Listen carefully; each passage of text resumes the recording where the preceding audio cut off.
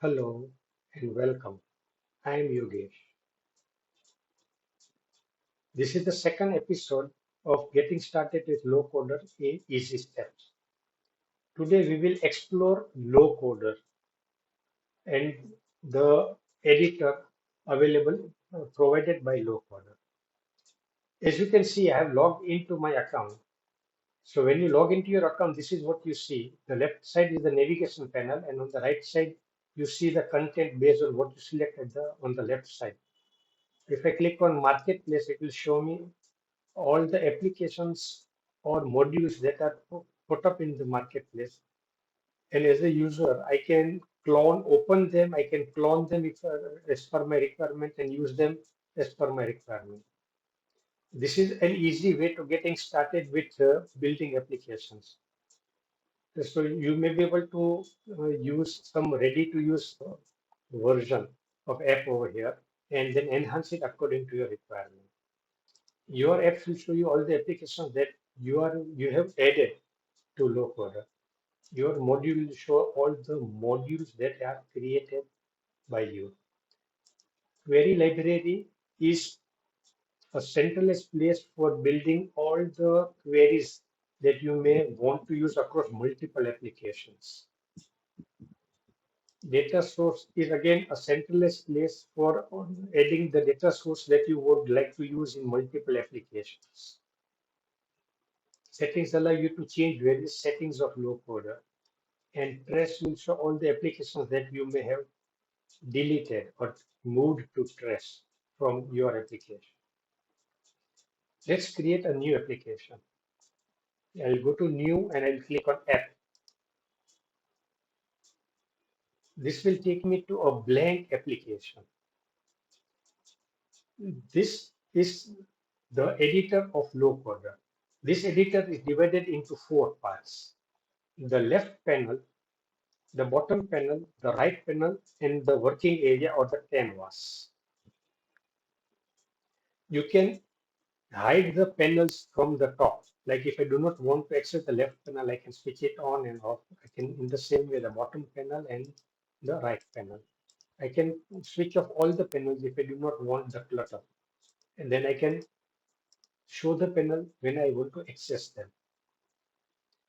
The left panel will show all the components that are placed in the canvas and all the global variables that are accessible.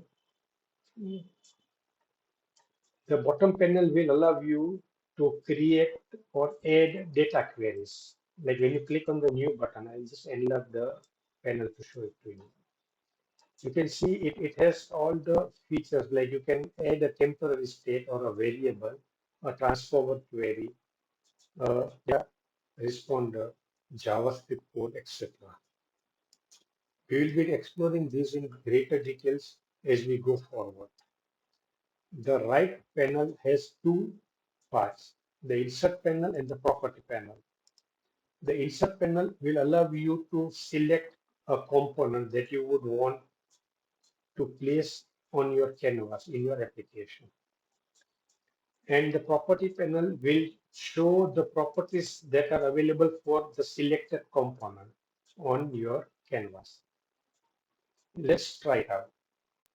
As you can see, there are lots of sections over here. Each section has a collection of components.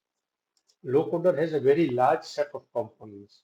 So sometimes it may become intimidating to find the component that you want. I generally prefer to search for the component. Let's say I want to show or a component which will show the text that I have put in to it. So this is the component that I'll be using called text display.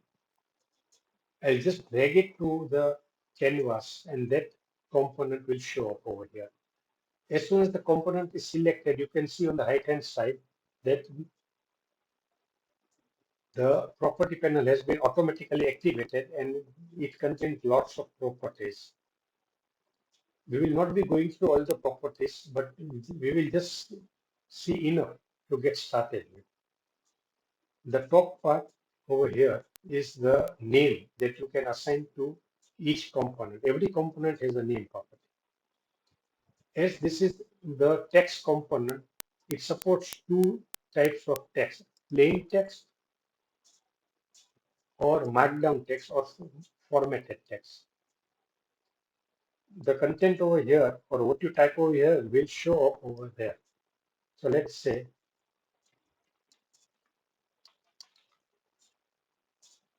and you can see the content.